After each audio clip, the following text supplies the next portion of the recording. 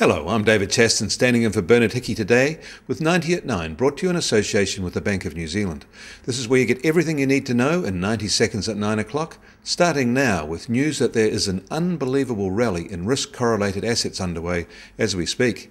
It's unbelievable because there is great doubt it can last. However, US stocks have risen sharply in Monday trading.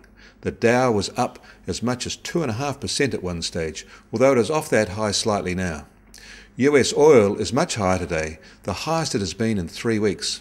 Investors seem to be hanging their hats on the latest sign of progress in France and Germany's efforts to resolve the Eurozone's banking and sovereign debt troubles. The better-than-expected employment data at the end of last week in the US is helping also, along with growing realisation that that country is not slipping back into recession. And also helping was news from China that Beijing has intervened to stabilise shares in the country's battered 4 big banks, pushing them higher and spurring a strong late-day rebound in Hong Kong market. And China is letting its currency strengthen for a combination of its own policy reasons and maybe in response to pressure from the US Congress. There are also signs in China that housing price pressures are easing, with falls in home sales during last week's Golden Week holiday period.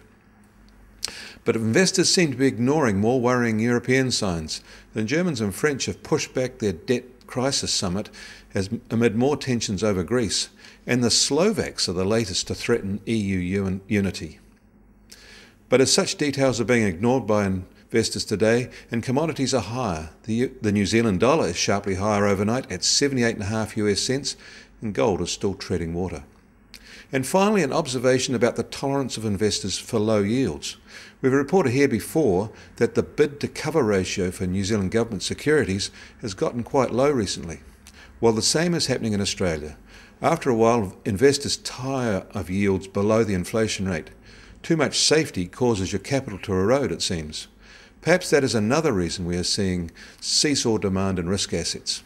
Investors are flailing about on how to position themselves in this new area of the Great Repression.